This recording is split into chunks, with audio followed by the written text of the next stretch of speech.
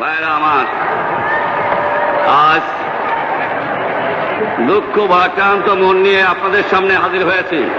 আপনারা সবই জানেন এবং বোঝেন আমরা আমাদের জীবন দিয়ে চেষ্টা করেছি, কিন্তু দুঃখের বিষয় আজ ঢাকা, চট্টগ্রাম, খুলনা, রাজশাহী, রংপুরে আমার ভাইয়ের রক্তে রাজপথ রঞ্জিত হয়েছে।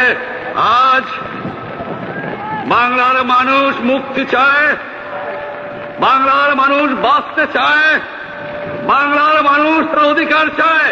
কি অন্যায় করেছিলাম? নির্বাচনের পরে বাংলাদেশের মানুষ সম্পূর্ণভাবে আমাকে, আওয়ামী লীগকে ভোট দেন।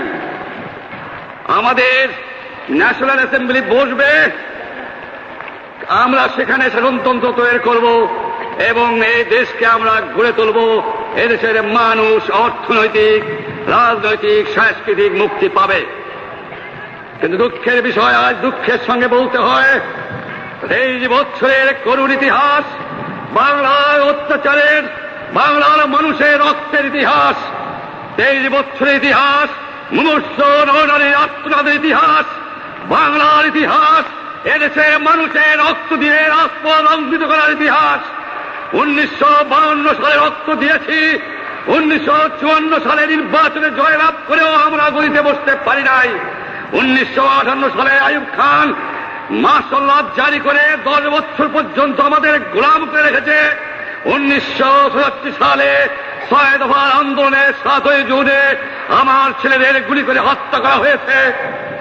1969 আন্দোলনে আইয়ুব খানের পতন হওয়ার পরে যখন ইয়াহিয়া খান সাহেব সরকার নিলেন, তিনি বললেন দেশে শাসনতন্ত্র দেবেন, গণতন্ত্র দেবেন, আমরা মেনে নিলাম। তারপরে অনেক ইতিহাস হয়ে গেল, নির্বাচন হলো। আমি প্রেসিডেন্ট ইয়াহিয়া খান সাহেবের সঙ্গে দেখা করেছি। আমি শুধু বাংলার নয়, পাকিস্তানের মেজরিটি পার্টির নেতা হিসাবে তাকে অনুরোধ করলাম 15 ফেব্রুয়ারি তারিখে আপনি জাতীয় পরিষদে অধিবেশন দেন।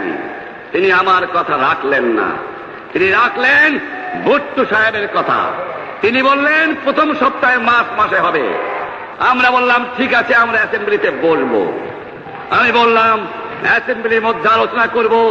এমনকি আমি এ পর্যন্ত বললাম যদি কেউ ন্যায্য কথা বলে, আমরা সংখ্যায় বেশি হলেও একজন যদিও সে হয়, তার ন্যায্য কথা আমরা মেনে নেব।